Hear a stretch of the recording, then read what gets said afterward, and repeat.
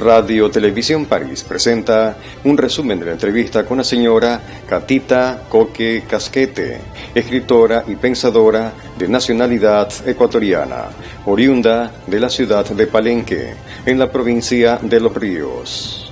En el sector Las Malvinas, calle Río Palenque, entrevistamos a la señora Gregoria Cátedra Coque Casquete, conocida en Palenque afectuosamente como Doña Catita. Nace en la hacienda La María del cantón Palenque, Los Ríos, Ecuador, el 14 de febrero de 1951. Estudió en la Escuela de Niñas Dolores Sucres. No pudo continuar el colegio porque en la época no existía en el lugar. Por intermedio de un grupo de personas que conformaban la Unión de Mujeres Trabajadoras de Vinces en 1972, aprendió el arte de la costura. Aquello le permitió generar algo de ingresos a su hogar, conformado por el señor Prudencio Bustamante Sosa, con quien ha conformado a la fecha una familia de 6 hijos, 11 nietos y una bisnieta. Gracias a su capacidad receptiva, se aprendió los cuentos que relataba su padre y que comparte en su libro Cuentos Montubios de Catita. Entonces vinieron unos sacerdotes, unos españoles, a buscar los que sabían sobre la cultura montubia de nuestro pueblo. Y le digo que pues había, creo que en La Yuca, que vivía don Nicolás Ochoa. Entonces él era el que, como el más encargado de contar las historias, los amorfinos, y siguieron buscando así en los recintos y luego los enviaron a mi casa. Yo creo que por medio de mis amigas, que ya sabían que yo contaba historia, que decía amorfinos, entonces las mandaron a mi casa. Usted nos comentaba, señora Catita, de que esta vocación, porque es una vocación que usted tiene, la descubre con la presencia del señor padre. Sí, papá se llamaba Juan Benito Coque Aragonés. Juan Benito Coque Aragonés. Aragonés. Sí. ¿Ya? ¿De dónde era su señor papá? Mi papá, bueno, nosotros pensamos que seguramente él era como su familia de Esmeraldas, porque porque nos han dicho que el apellido Coque pues proviene de allá. Pero cuando yo ya fui mayor, nos enteramos de que él siempre era de la hacienda San José para arriba y él trabajaba. Y luego él trabajó en distintas haciendas, en la hacienda María, en la hacienda San Miguel. Y ya le digo, a mi papá le gustaban mucho los amorfinos, las historias. Entonces, de ahí fuimos surgiendo. Ya cuando acordé, una vez que me vinieron a invitar, me llegó la invitación para ir al Cerro de Cuentos, a Guayaquil. Ya, eso fue en el 2011, dice. En el 2011, que aquí tengo la revista y el periódico. Entonces, bueno, fue surgiendo. De ahí también en el pueblo, siempre cuando había eventos me invitaban.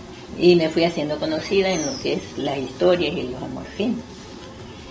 Y me decían siempre, cuando me entrevistaban en Guayaquil, cuando tuve la oportunidad de estar en el Cerro de Cuentos, dicen, bueno, ¿y por qué que usted dice solo amorfino para señoras, para mujeres? Entonces le digo, lo que pasa es que yo le digo, los amorfinos que yo canto son de mi papá. Y entonces yo le digo, mi papá veía a una dama y no le decía un verso ofensivo, le decía más bien era un verso halagador. Le digo, él veía a una señorita bien vestida, le dice, bueno, le voy a decir un amorfino. Y le decía, usted es de las lindas lindas y de las lindas linduras, ¿con qué puedo comparar lo bello de su hermosura? ¿Y usted escuchaba eso ya? Y yo escuchaba eso, entonces yo le digo, bueno, yo siempre repito los versos de mi papá. Y entonces, ¿qué le digo? Como un halago para la mujer, ¿no? Cuando yo ahora veo que dicen nada que ver en esta época. Unos versos, ay Dios mío, yo digo, qué diferencia, ¿no? Mi papá también decía, por encima corre el agua, por debajo las piedritas, las mujeres de Palenque todititas son bonitas. Qué interesante. Señora Catita, ¿su señor padre nunca dejó escrito nada como usted, por ejemplo? No, mi papá no dejó escrito porque ya le digo, es que él no tuvo la oportunidad. Por ejemplo, mire, él hacía en una reunión sus patrones, porque trabajaba en la hacienda María, en la hacienda San Miguel.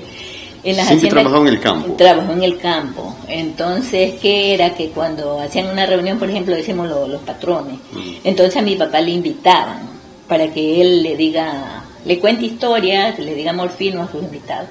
¿Cuándo hizo el lanzamiento de este libro? En el 2011. En el 2011. Sí. ¿Esto lo financió usted? ¿Alguien le ayudó? No, ¿para qué le voy a decir? Mire, eso lo financió la iglesia. ¿La iglesia católica? La iglesia católica. Yo no hubiese podido, porque imagínese. Por el tema de los costos y todo aquello, ¿no? Sí, sí, por los costos. ¿Cuántos ejemplares sacó?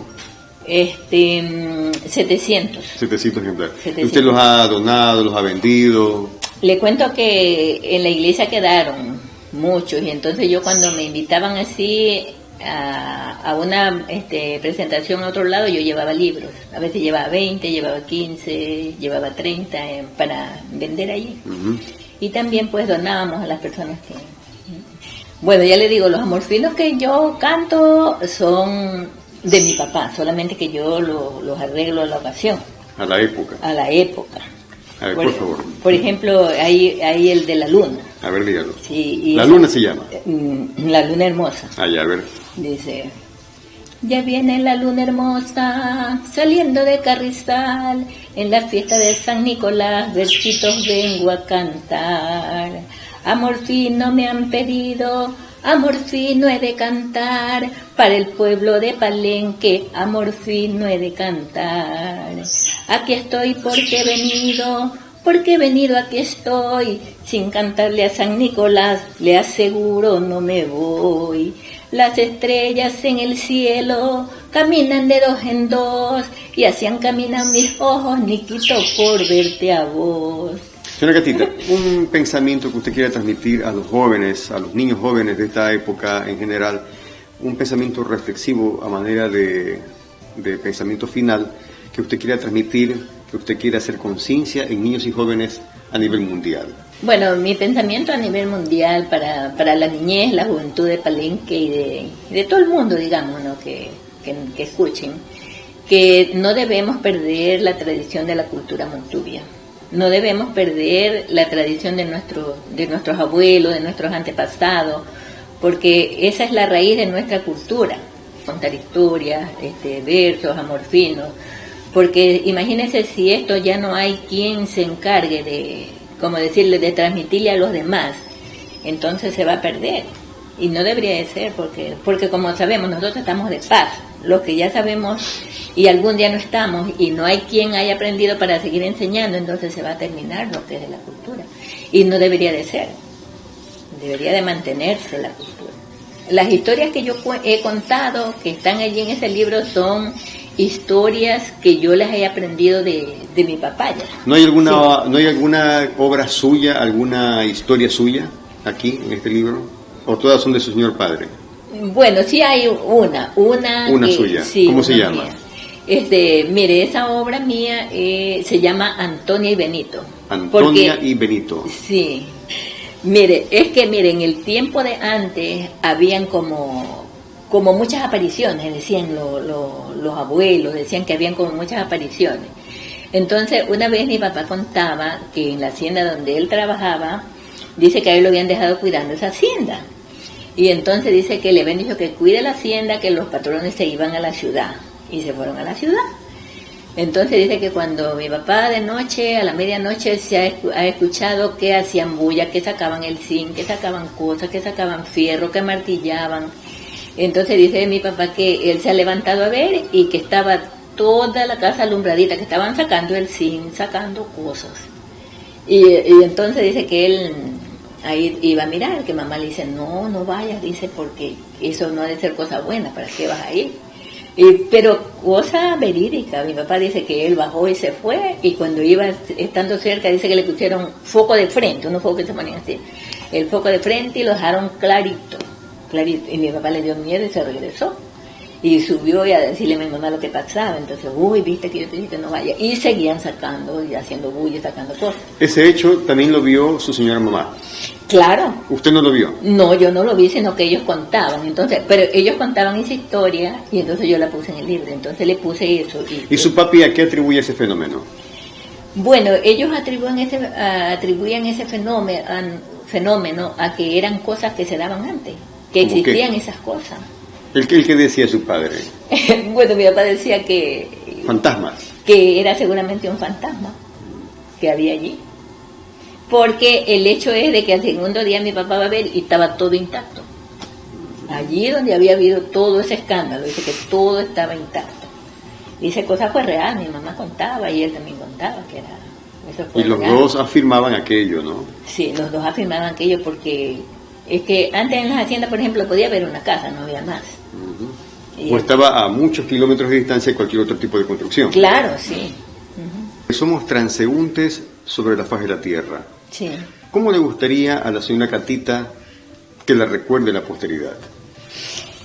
Bueno, a mí me gustaría que me recuerden como una mujer trabajadora, una mujer humilde, pero preocupada por el bienestar de la familia y de la comunidad.